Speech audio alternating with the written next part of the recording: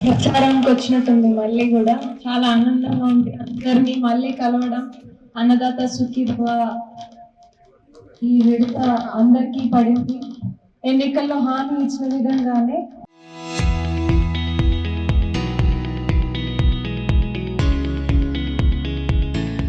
ప్రతి రైతుని ఆదుకునే ఒక దశలో 20,000 రూపాయలు 3 విడతలుగా ప్రతి రైతుకి అందడం జరిగింది. మన ఊరు మన మారాల మాత్రమే తీసుకుంటే దాదాపు 951 మంది రైతులకి దాదాపు 1,88,00,00,000 రూపాయలు అమౌంట్ మీ ఖాతాల్లోకి రైతులందరికీ పడడం జరిగింది.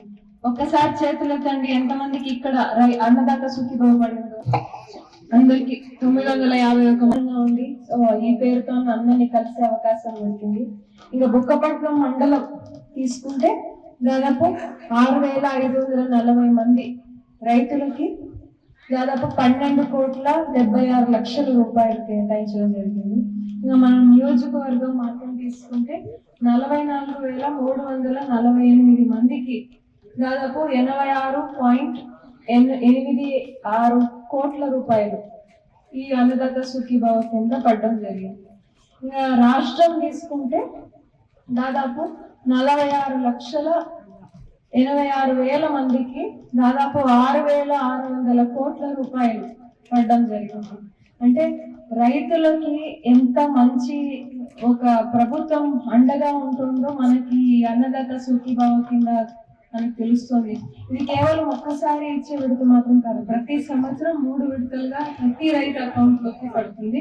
అంటే వాళ్ళు పెట్టుబడులు ఇబ్బంది పడకూడదు, రైతులు విత్తనాలు కొనుక్కోవడానికి కానీ వేరే ఏదైనా ఫర్టిలైజర్ కానీ మిగతా ఏదైనా కెమికల్స్ కొనుక్కోవడానికి కానీ వేరే ఏదైనా కూలీలు పిలుచుకోవడానికి కూడా ఇది మంచిగా ఒక హెల్ప్ అవుతుంది. అదేవిధంగా రైతులకి ఇంకా మంచి జరగాలి అని స్ప్రింక్లర్లు డ్రిప్పులు కూడా సబ్సిడీలు ప్రభుత్వం పెట్టడం జరిగింది. 29 రాష్ట్రాలు మన దేశంలో ఉంటే ఈ స్ప్రింక్లర్లు డ్రిప్పులు ఇలాంటి టెక్నాలజీ ఇంకా కొత్తగా డ్రోన్ కూడా తీసుకురావడం జరిగింది. సో ఇలాంటి కొత్త పరికరాలు ఖర్చు తగ్గించి నీటిని కరెక్ట్ గా వాడి ఎక్కువ దిగుబడి తీసుకురావాలన్న ఉద్దేశంతో ప్రభుత్వం చేస్తున్న మార్పులు వేరే 28 రాష్ట్రాల్లో ఎక్కడ లేదు, కేవలం మన ఆంధ్రప్రదేశ్ రాష్ట్రంలో మాత్రమే ఉందని మనం గర్వంగా చెప్పుకోవచ్చు. అదే విధంగా డ్రిప్పులు ఈ స్ప్రింక్లర్ల మీద కూడా దాదాపు ఎస్సీ ఎస్టీలకి 100% సబ్సిడీ ఉంది, మిగతా వారికి 90% సబ్సిడీ ఇస్తున్నారు. మన ప్రభుత్వం మాత్రమే ఇస్తున్నారు. ఇంకా అందరికి పెన్షన్లు వస్తున్నాయి కదా, మీ ఇళ్ళకి అట్లీస్ట్ ఇంట్లో ఒక పెద్ద ఆవిడకు కానీ పెద్ద ఆయనకు కానీ పెన్షన్ వస్తుంటుంది. అది 4,000 రూపాయలు. 3,000 పెన్షన్ ని 4,000 వచ్చి రాగానే 7,000 చేసి ఫస్ట్ లోనే 3 అరియర్లతో సహా ఇచ్చిన ఏకైక ప్రభుత్వం ఉంది అంటే అది మన ప్రభుత్వమే.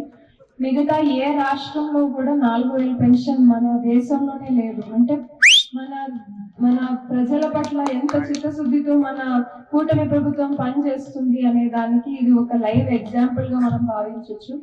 పెన్షన్ రూపంలో దాదాపు 2,700 కోట్లు ప్రతి నెల దాదాపు 65 లక్షల కుటుంబాలు పెన్షన్ రూపంలో తీసుకుంటున్నారు.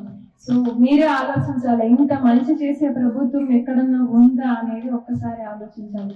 ఇంకా మీ ఇళ్ళలో అందరికీ పిల్లలు ఉంటారు, తల్లికి వందనం పడింది కదా, ఒక్కసారి తల్లికి వందనం పడిన అమ్మలు ఒక్కసారి చేతులు ఎత్తాలి.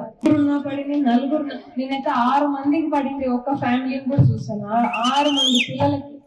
అంటే ప్రతి బిడ్డ కరెక్ట్ గా చదువుకోవాలి, తల్లికి మీద భారం ఉండకూడదు, తల్లి తనకు నచ్చిన చోట ప్రతి ఒక్క బిడ్డని మంచిగా చదివించుకోవాలని ఒక మంచి ఉద్దేశంతో ఈ ప్రభుత్వం దాదాపు 67 లక్షల పిల్లలకి దాదాపు 9,980 కోట్లు అంటే 10,000 పైచిలుకు కోట్ల రూపాయలు కేవలం ఒక్క సంవత్సరంలో చదువు కోసం కేటాయించడం జరిగింది.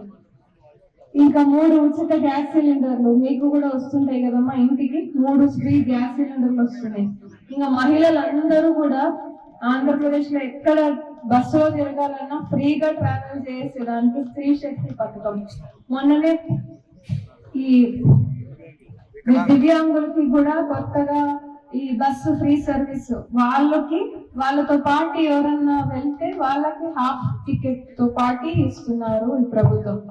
సో ఇలా చెప్పుకుంటూ పోతే సంక్షేమ కార్యక్రమాలకి ఏమాత్రం లోటు లేదు. ఒక కుటుంబానికి ఈ పథకాల ద్వారా ఈజీగా అంటే ఒక సంవత్సరానికి 1,00,000 నుంచి 1,50,000 వరకు ప్రభుత్వం నుంచి వచ్చే లాభం.